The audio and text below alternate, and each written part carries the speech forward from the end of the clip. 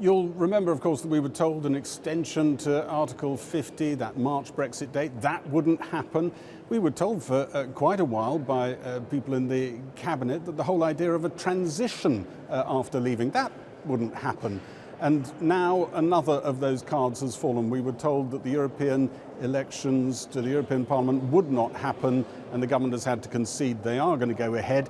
There was just a chance, a glimmer of hope for some people who don't want these to go ahead, that maybe Theresa May could squeeze some activity out of Parliament before those MEPs, once elected, get to sit in Parliament. One government source told me tonight even that, which would mean getting a deal by the 30th of June, was now looking challenging. I think given the language that's been used in the past, we can say that means there's probably not a ghost in hell's chance of it happening.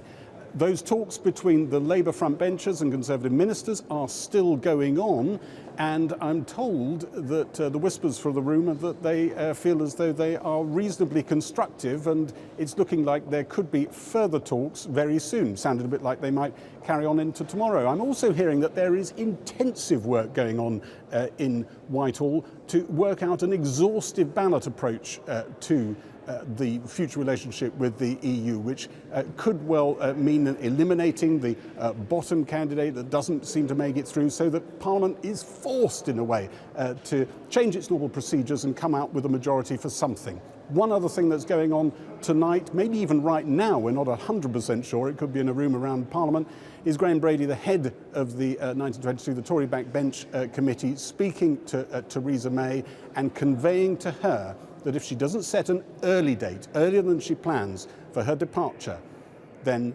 his committee, which is the executive of the 1922 committee, may well effectively set that for her and change the rules of the Conservative Party, as it were, mid-term. When she thought she had till the end of the year, she might have a lot less time. So, to borrow that euphemism from the government source, another challenging day for the Prime Minister. 4 days after last week's painful encounter with English voters in the local elections, the government today had to confirm the European Parliament elections will go ahead, despite this warning from Theresa May 7 weeks ago of how awful that could be. What kind of message would that send? And just how bitter and divisive would that election campaign be? Well, we're about to find out. We very much hoped that we'd be able to get our exit sorted, have the treaty withdrawal concluded, so that those elections did not have to take place. But legally, they do have to take place. Tory election leaflets have already been distributed around the country explaining how can these elections be stopped. But the real embarrassment could be watching Tories in their droves vote for a party that's only 4 weeks old, but whose leader is already assuming he will top the poll. And I've come to the view that actually just winning these European elections, well, that'll be great, but it won't be enough. We are, as of today, recruiting candidates to fight the next general election. We want 650 men and women. While Nigel Farage posed for photos, number 10 was suggesting the earliest Brexit might now happen could be mid-July, suggesting Theresa May intends to stay in number 10 until the autumn. Today, the chairman of the Tory backbenchers committee demanded a clearer, shorter timetable for leaving number 10. Other visitors to Whitehall today, Labour's Brexit negotiating team.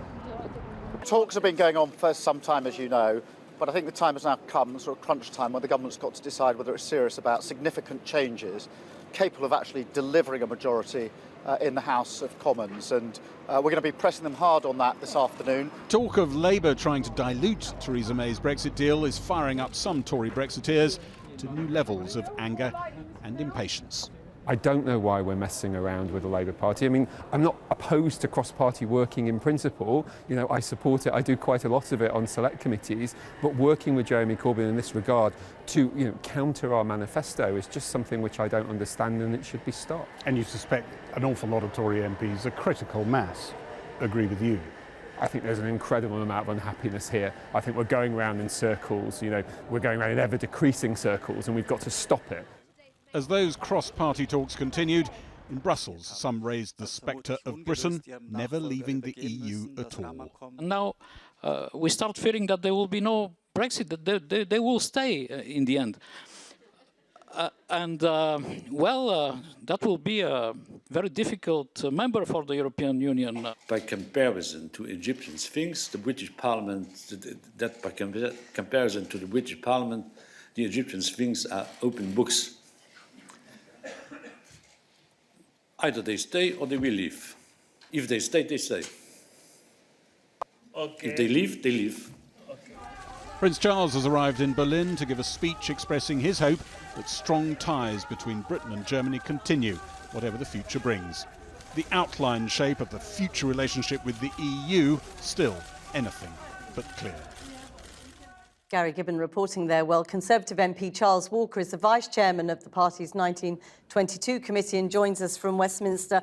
Charles Walker, the PM and Cabinet Ministers repeatedly said it would be utterly absurd for us to take part in European elections. We're in that absurd world now, aren't we? Yes, of course we're in that absurd world, because on the 29th of March, we didn't pass the bill that would have allowed us to leave the EU sometime in mid-April. 34 of my colleagues voted against that agreement, and we are where we are. It's really disappointing, because I've been consistently voting for Brexit.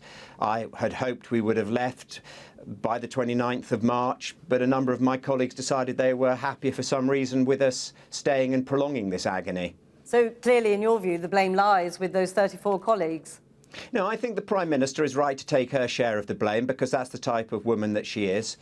She's an honourable and decent woman, but I do think the 34 of our colleagues that ensured that vote was lost do need to ask themselves some searching questions about their conduct on that evening and where it led us to on Thursday last week into Friday morning, as we lost 1,350 Conservative colleagues. That would have been an entirely different local election campaign if we had left the EU. I mean, you talk about Theresa May taking her fair share of the blame. There is growing clamour for her to detail when she will stand down.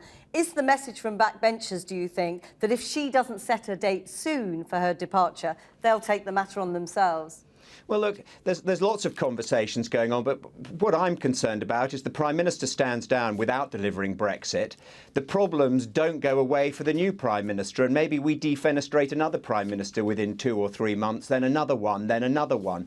The fact of the matter is we haven't left the EU, and I'm interested in leaving the EU, legally leaving the EU. Of course, the deal's important, but the most important thing is getting legally out of the European Union. But how does Theresa May even campaign in these European elections? What role can she take when her own party are clamouring for her to stand down? Well, it would be extremely difficult for the Conservative Party, all of us, to campaign in these EU elections. All of us have to campaign. The fact of the matter is we should have left on the 29th of March, or voted to leave on the 29th of March, and for some reason 34 of our colleagues decided to vote with the Labour Party and ensure that didn't happen. A variety of reasons, some leavers and remainers. Thanks very much for joining us, Charles Walker. And a reminder, today is the last day to register to vote in those European elections. You can do that via the government's website, www.gov.uk/register to vote. And you have to do that before midnight tonight.